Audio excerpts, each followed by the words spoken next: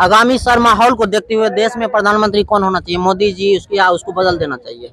देखिए, देश में प्रधानमंत्री मेरे ख्याल से पढ़ा लिखा आदमी होना चाहिए, जो देश को प्रगति के पथ पर ले जाए, अग्रसर करे। और हमारे देश में जो बेरोजगार युवा है, कम से कम उनको रोजगार देने वाला प्रधानमंत्री होना चाहिए।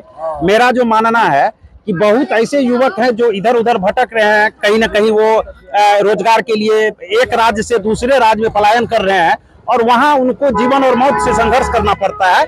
तो ये नहीं होना चाहिए। प्रत्येक राज्य में कम से कम उसको रोजगार मिले, इसके लिए उस राज्य में व्यवस्था होनी चाहिए कि कम से कम उस राज्य का व्यक्ति जो है उसी राज्य में रोजगार प्राप्त करके अपना जीविकोपार्जन कर सके। तो बिहार में तो इस चीज का बहुत बड़ा कमी है।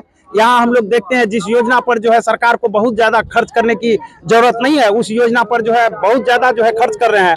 अभी नल जल योजना आप पूरे बिहार में देख रहे हैं, एकदम फ्लॉप योजना है जिस पर करोड़ों करोड़ का खर्च हुआ है। भ्रष्टाचार का अड्डा बन चुका है। बिल्कुल भ्रष्टाचार का अड्डा है, आप भी जानते हैं और पूरी दुनिया को बताने का जरूरत नहीं है, सब जानते हैं। और उसी पैसा से यदि लघु उद्योग को बढ़ावा दिया जाता, कुटीर उद्योग को बढ़ावा दिया जाता, हर गांव में जो है मसाला का फैक्ट्री लगा दिया जाता, बिस्किट का फैक्ट्री लगा दिया जाता और हर एक पंचायत में कम से कम 4-5 छोटा फैक्ट्री ही लगा दिया जाता, तो उस पंचायत में कम से कम सैकड़ों या हजारों के तादाद में लोग रोजगार प्राप्त करते और उस जगह का जो है कायापलट हो जाता।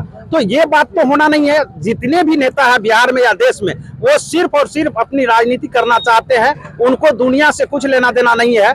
वो अपने आप को कैसे डेवलप करे, इनके लिए सारे लोग लगे हुए हैं। यहाँ पढ़े लिखे लोगों का जो है कोई महत्व नहीं होता है। राहुल गांधी को किस हिसाब से देखते हैं? देखिए, राहुल गांधी युवा है, मैं चाहता हूँ कि राहुल गांधी जैसे लोग आगे आए। मैं ये नहीं कहना चाहूंगा कि राहुल गांधी देश के लिए जो है वो विकास नहीं करेंगे, मौका उनको भी मिलना चाहिए। हमने अपने देश के कई प्रधानमंत्री को देखे हैं, हम चाहते हैं कि नए लोगों को भी मौका मिले। अब वो क्या करेंगे उनको भी देख लेंगे, यदि उनसे विकास नहीं होगा, वो अच्छे से विकास नहीं करेंगे, फिर हम लोग दूसरे आदमी को बदल देंगे। कोई जरूरत नहीं है कि हम एक ही आदमी को बार बार देखते रहे। नहीं, आप राहुल गांधी पर आप मोहर लगा रहे हैं? बिल्कुल लगा रहे हैं, बिल्कुल लगा रहे हैं। राहुल गांधी यदि देश के लिए अच्छा सोच रहे हैं तो हम चाहेंगे कि बदलाव होना चाहिए और देश जो है प्रगति के पथ पर आगे अग्रसर रहे। अभी हमारे देश में जो विकास का ये एजेंडा है, वो कहीं ना कहीं भ्रष्टाचार का जो है भेंट चढ़ते जा रहा है। विकास का जो कार्यक्रम है वो कहीं ना कहीं हमारे यहाँ जो है भ्रष्टाचार का भेंट चढ़ जा रहा है। आप देख लीजिए कि हमारे प्रधानमंत्री जी बोले थे कि हम 2 करोड़ लोगों को रोजगार देंगे। कई लोगों को जो है एकदम हसीन सपना दिखाया गया था कि हाँ, काला धन विदेश से हम 15 लाख रुपया ला करके लोगों को देंगे। ये तमाम चीज जो है आज तक तो फ्लॉप हो गया। हम लोग देख रहे हैं कि वो एकदम बिल्कुल धरातल पर कुछ नहीं हुआ। लेकिन उसके बाद यदि रोजगार के लिए कम से कम बहुत ज्यादा पैसा सरकार नहीं देता, अल्प मानदेय पर, अल्प वेतन पर भी यदि लोगों को रोजगार मुहैया कराता, तो हमारा जो ये नौजवान है वो कहीं ना कहीं जो है गलत रास्ते पर जा रहा है। कहीं शराब बेच करके वो अपना जीवन यापन कर रहे हैं, तो कोई जो है मतलब गलत रास्ते पर जा रहे हैं, कोरस पी रहे हैं, कोई जो है मतलब नशा पान कर रहे हैं। तो ये तमाम चीज जो कुरीति है वो मिट जाता है। जब उनको काम मिल जाएगा ना, तो कोई भी व्यक्ति गलत रास्ते पर नहीं जाएंगे। लेकिन वो खाली बैठा हुआ मिल रहा ना, खाली है, इसीलिए वो जो है गलत धंधे में जो है चला जाता है, उसको रोजगार ही नहीं है। तो वो क्या करेंगे, वो छीनेंगे, बाइक छीनेंगे, मोटरसाइकिल छीनेंगे, साइकिल छीनेंगे, वो बैंक में जो है मतलब डाका डालेंगे, यही सब होगा। और अभी तो ये स्थिति है। मैं अगले 30 बरस आगे यदि आपको बताना चाहूंगा, तो 30 बरस में यदि सरकार समयबद्ध तरीके से, कोई भी सरकार रोजगार मुहैया कराने में विफल रही, तो 30 बरस के बाद लोगों को जो है ना जीना मुश्किल हो जाएगा और सरेआम जो है ये लूट, अपहरण, हत्या जो है ये और तादाद में बढ़ जाएगा। क्योंकि बच्चा जो है खाली रहेगा, हमारे नौजवान को रोजगार नहीं मिलेगा, तो वो कहीं ना कहीं गलत रास्ते पर चले जाएंगे और उनके पॉकेट में पैसा नहीं होगा, तो वो हमसे लूटेंगे, किसी दूसरे को लूटेंगे, तीसरे को लूटेंगे। देश में महंगाई दिन पर प्रतिदिन टमाटर का भाव बढ़ते जा रहा है। अब सबसे पहली बात है, हम आपको बताना चाहेंगे, महंगाई किसी से छुपा नहीं है। अभी जो ये टमाटर का रेट है, टमाटर बहुत ज्यादा होना चाहिए, तो आज के समय में 40 रुपया 30 रुपया केजी से अधिक नहीं होना चाहिए। वो टमाटर कभी 200 रुपये पर चला जाता है, आप 300 के पार चला गया। अब एक किसान जो है करोड़पति बन गए, टमाटर बेच के 3 करोड़ मुनाफा मात्र 15 दिन में कमा लिए। एक किसान मात्र 15 दिन में 3 करोड़ रुपया जो है टमाटर बेच करके कमा लिए। लेकिन मैं पूछना चाहता हूं कि जब इस टमाटर का कोई कीमत नहीं था, उस समय हजारों किसान नुकसान में चले गए, उनका भरपाई तो नहीं हो पाया ना। अब गेहूं का जो कीमत है, जब किसान के घर में गेहूं रहता है तो वो दाम जो है उस समय कम रहता है, उस समय बिचौलिया उसको खरीदता है, बिचौलिया मार्केटिंग करता है और मुनाफा बिचौलिया के पॉकेट में जाता है। आम आवाम उससे लाभान्वित नहीं होते, किसान को लाभ नहीं पहुंचता है। दिन रात खेत में कटते हैं, बिल्कुल मरते हैं, उसको कोई बिल्कुल बिल्कुल। आप देखते होंगे कि जब लहसुन और प्याज की बारी कभी कभी आती है तो लहसुन जो है खेत में एकदम सड़ जाता है, किसान 10 रुपया केजी भी बेचना चाहते हैं तो नहीं बिकता है। और जब वही लहसुन किसान नहीं करते हैं, जिस बार उसका खेती कम हो जाता है तो उसका कीमत जो है सीधा जो है बढ़ जाता है, वो 200 300 250 रुपया केजी हो जाता है। तो इस तरह से जो है कोई मार्केटिंग व्यवस्था नहीं है, कोई जो है मतलब हिंदुस्तान में जो है एक कृषि का जो रोड मैप होना चाहिए, कृषि का जो मार्केटिंग होना चाहिए, उसका एक व्यापक बाजार होना चाहिए, वो कोई रूपरेखा नहीं है। और सारे सरकार तो अभी तक विफल ही है। हमारे मतलब प्रदेश की सरकार जो है ये इन्होंने भी मतलब कई वर्षों से कृषि रोड मैप बना रहे हैं, लेकिन मैं आपसे पूछना चाहता हूं कि आप बताइए कि कोसी में कितने कृषि का जो है मंडी है और कितने कृषि मंडी में जो है लोगों को जो है अनाज समय से बिक रहा है। बिहार में ही कृषि मंडी खत्म है। तो वही ना, तो जब इस तरह का माहौल है और इस तरह का माहौल रहेगा तो हमारे किसान को लाभ कैसे मिलेगा, हमारा किसान जो है डेवलप कैसे करेगा, किस हैसियत से हमारा किसान जो है अपने बाल बच्चे को अच्छे स्कूल में पढ़ा सकते हैं। और स्कूल का व्यवस्था तो आप देख ही रहे हैं कि शिक्षा चौपट है। प्राइवेट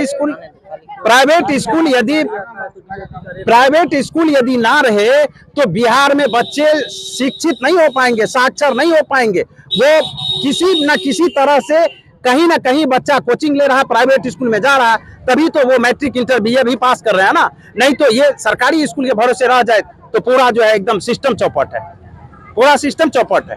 और जहां अब सरकारी स्कूल में विभाग को जहां स्कूल में मॉनिटर तैनात करने की जरूरत है, स्कूल में मॉनिटर बहाल होना चाहिए स्कूल जांच करने के लिए, वो होता नहीं है। अब एक प्रखंड शिक्षा प्रसार पदाधिकारी को 200-250 स्कूल एक प्रखंड में जो है जांच करने का जिम्मा दिया गया। मैं आपसे पूछना चाहता हूं कि एक क्या कहते हैं बीओ 250 स्कूल में पहुंचने के लिए एक दिन का भी समय निकालेंगे तो 250 दिन के बाद ही वो उस स्कूल में जा पाएंगे, लगभग साल भर, बिल्कुल एक साल बाद। तो इस हिसाब से उसका तबादला भी बिल्कुल तबादला हो जाता है और वो भ्रष्टाचार का कहीं ना कहीं जो है शिकार हो जाता है। तो इसको दुरुस्त करने के लिए मेरे ख्याल से हर एक प्रखंड में कम से कम 5, 7 या 8 स्कूल के संख्या बल पर टास्क फोर्स नहीं, एक एजुकेशन मॉनिटर बनाना चाहिए। एजुकेशन मॉनिटर जिसका सिर्फ और सिर्फ काम होगा एजुकेशन का मॉनिटरिंग करना, और वो देखेंगे कि स्कूल में टीचर समय से आ रहे हैं कि नहीं आ रहे हैं, घंटी जो है बज रहा है या नहीं बज रहा है, और रूटीन का पालन हो रहा है कि नहीं हो रहा, बच्चे क्लास में पढ़ रहे हैं या फिर इधर उधर भटक रहे हैं। आप देखिएगा तो शिक्षा व्यवस्था में भी व्यापक स्तर पर भ्रष्टाचार है। स्कूल में जो है बेंच डेस्क का पैसा घोटाला हो जा रहा है, तमाम तरह का जो फंडिंग आता है वो सब जो है भ्रष्टाचार का भेंट हो जा रहा है, और कहीं ना कहीं जो है लिपापोती हो जाता है, उसको सब खा पी के जो है बराबर कर दे रहे हैं। आखिरी सवाल आपसे, मोदी जी बढ़िया नेता की लालू जी? देखिए, लालू जी और मोदी जी का जहां तक बात कर रहे हैं तो मेरे ख्याल से लालू यादव गरीबों का मसीहा कहला रहे हैं, और गरीबों का मसीहा होने का उन्हें जो एक मिला है सर्टिफिकेट, वो हम एक अकेले हम नहीं दिए हैं। ये लालू जी को गरीबों का मसीहा स्वयं गरीब ही बोल रहे हैं, पूरे बिहार का गरीब कहते हैं कि लालू यादव जो है बिहार नहीं देश लेवल पर गरीब, दलित, पिछड़े और तमाम सभी जातियों के लिए उन्होंने जो काम किया है वह हमेशा हमेशा के लिए सराहनीय है, और देश को प्रगति पर ले जाने के लिए उनका जो एक समता मूलक फार्मूला है सभी जाति के धर्मों के लोगों को लेकर के आगे जाने का, वो काबिले तारीफ है। मैं इनका स्वागत करता हूँ। नाम सर आपका? मेरा नाम सुभाष कुमार सुमन है, मैं जीवजपुर पंचायत का अस्थायी निवासी हूँ। मोदी सरकार अच्छा काम करके है, बहुत अच्छा काम किया है। कौन 5 गो काम दादी बता दी? बहुत करके देते करके जे रोड पे जे बुले से लोग पेटे ठार बन जाए रहे। लालू के समय में बोले रहे कथी लालवा कर दे, अलवा कर दे, अलवा कर दे। नीतीश कुमार कल के हम रोड गौर बिछा नीतीश कुमार बहुत करके है, मोदी और नीतीश कुमार सब चीज के उनका मिल के लालवा तो आम नीतीश कुमार के प्रधानमंत्री लालवा करके लालवा खा गए सब। गाली नहीं दीजिए, प्रधानमंत्री हैं। अमीर को अमीर बना रहा, गरीब को गरीब बना रहा। यही को लूटा। हम लोग मजदूरी करते करते बूढ़े हो गए। लालू जी कैसा तुझे नेता? मिला। लालू जी कैसा नेता? लालू ठीक है, ठीक है, उससे अच्छा है। वोट देते हैं लालू को। मोदी से अच्छा है लालू। वोट किसको देते हैं? अभी वोट देंगे, अभी उसको नहीं देंगे वोट। अगला बार वोट देंगे। आप इस वीडियो को कोसी कनेक्ट और युवा दस्तक बिहार पे देख रहे हैं तो आप हमारे चैनल पे नए हैं तो चैनल को जरूर सब्सक्राइब कीजिएगा और फेसबुक पेज पे वीडियो को देख रहे हैं तो पेज को लाइक और फॉलो जरूर कीजिएगा। तब तक के लिए हमें दीजिए इजाजत। जय हिंद।